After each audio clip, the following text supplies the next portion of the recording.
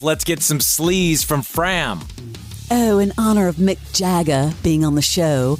Well, maybe I shouldn't do my British accent. No. Mick Jagger's denying one of the most beloved Stones stories. What? Contrary to popular belief, he now says late drummer Charlie Watts never punched him after a night of drunken revelry. Keith Richards detailed this in his memoir, Life. The moment was said to have taken place in 1984 in Amsterdam when an inebriated Jagger called Watts' hotel room and demanded, "Where's my drummer?" Now, Charlie Watts reportedly got up, shaved, put on a suit, walked down the stairs to meet Mick Jagger. Once there, he punched him in the face and told him, "Don't ever call me your drummer again. You're my blanking singer." Well, there's some hilarious moments here, but Mick Jagger is now saying, it didn't happen, not at all. Keith invented the story. Easy, lads. This is a new interview in Mojo. Quote, now, Charlie was annoyed and he was very drunk, as was Keith, and he was a bit wound up. But there were so many people there, so many people between me and Charlie, it never came to blows. And he just said it was really funny. But here's the other part of the story that really sounds like rock legend, Barnes.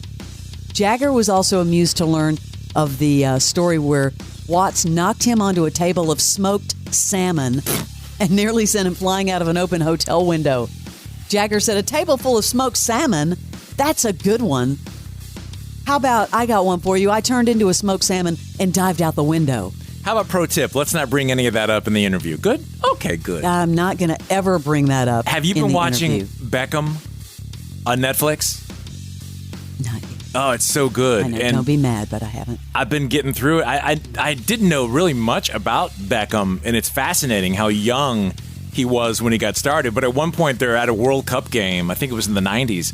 And the cameras just pan over to Mick Jagger.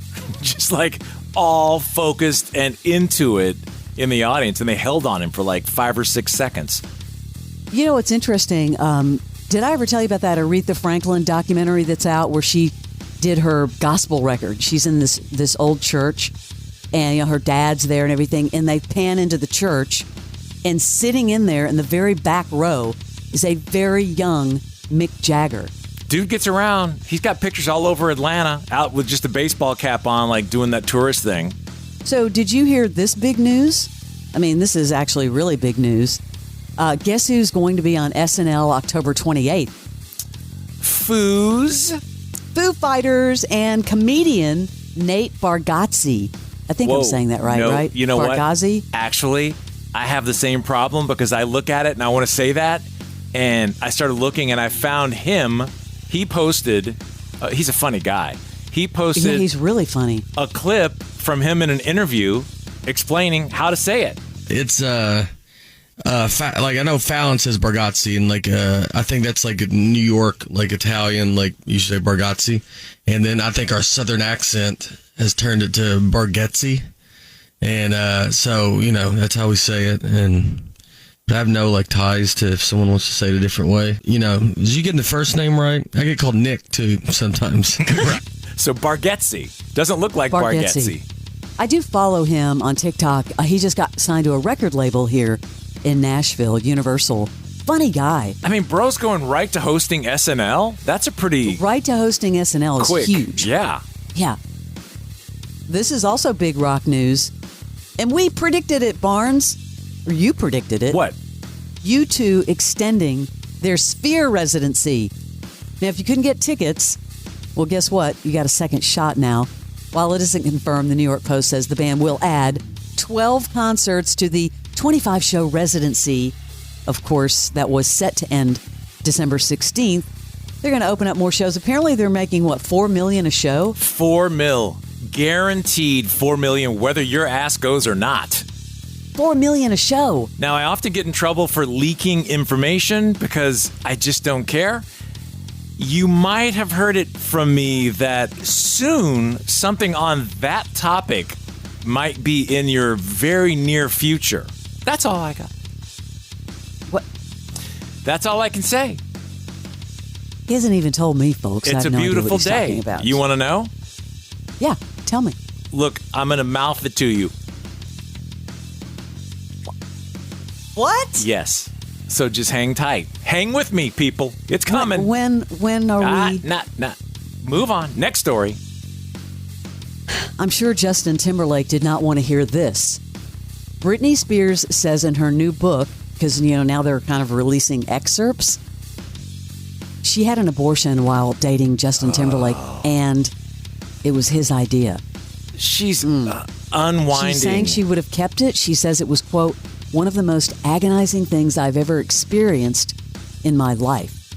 That is really tragic. And again, her book is coming out soon. It's really tragic, and it's also not all of her story to tell either. This is so long ago, and you're dragging this dude still holding a torch for Timberlake.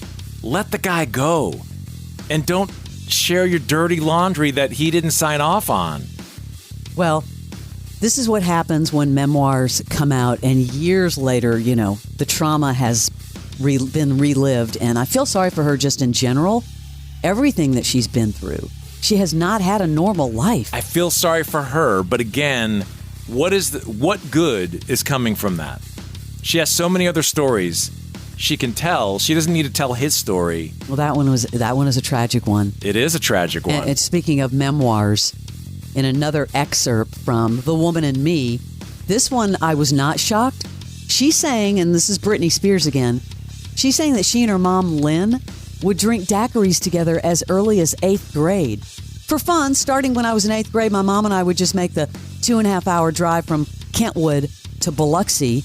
And while we were there, we would drink daiquiris. We called it our cocktails toddies. That's called a tourism commercial for Mississippi. This is not... Remember that daiquiri place? What was it called? Oh, I don't know. Fat Tuesdays. Fat Tuesday, yeah. That does not surprise me. I mean, when I was a kid in Texas, it was very easy to get, your parents to sign off on sliding you a daiquiri of all things. And there's another memoir causing some headaches. Willow now and Jaden Smith are sympathizing with Will Smith, their dad, on all their mom's revelations. Someone told Entertainment Tonight that the kids, including Willow, who's 22 now, Jaden 25, and Trey 30, whom Will shares with his ex-wife, they feel bad for their dad with all the recent headlines about their parents. They know he's been going through a lot lately, and this isn't helping. They wish some of their family's private matters remained private, which is what you just said. Did you see this explosive headline? Alec Murdaugh getting legal win in a push for a new trial? Dude, this is insanity. Yeah. Have you seen the details? They granted a petition to lobby a lower court for a new murder trial. This is a bombshell thing that just happened. I read that and thought, oh, well, it's the financial stuff, maybe. But no, the murder trial because of the clerk. They said that Becky Hill is an opportunist. This is the court clerk who tampered with jurors to land a book deal and TV interviews. Of course, she's denying the allegations. Quote, we intend to proceed exponentially and will seek a full-blown evidentiary hearing. Wow. Yeah, she's denying it, but then there are at least 3 jurors in interviews that surfaced her saying things like, hey, really pay attention to what he's doing. Keep your eye on him. Things like that. Like, we don't want this to go to mistrial. We need to get a decision today.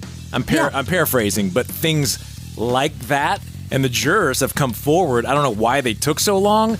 If I was in a jury and somebody was trying to do that, I would go to the judge immediately and say, this is not right. Why did this take so long? They said that she pressured the panel of what you just said to reach a quick verdict, guilty verdict. This dude, I mean, he's not going to get acquitted. We all know that. There's no way. But he gets his time again. Probably sell some more books. There'll be some more Netflix specials. Oh, there'll be guaranteed more Netflix specials. I think I need a different angle of the story, though. I don't need it regurgitated one more time. Everyone's still talking about The Office. The original showrunner had this to say about rumors of a revival. When there's something to announce, I will definitely announce it. Dang. Just rebooting and resurfacing everything.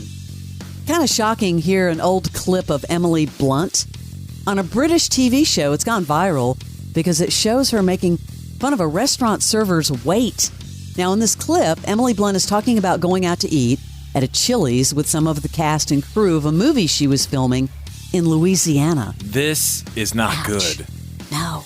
Yeah, you know her people were scurrying when this dropped. So we went out for dinner at Chili's. The girl who was serving me was enormous. You know, I think she got freebie meals at Chili's. Nothing wrong with that. And she comes up and she goes, "Did anyone ever tell you you look a lot like Emily Blunt?" And I said, "I have heard that, yes." Ouch. That's, yes. Not good. That's your celebrity sleaze.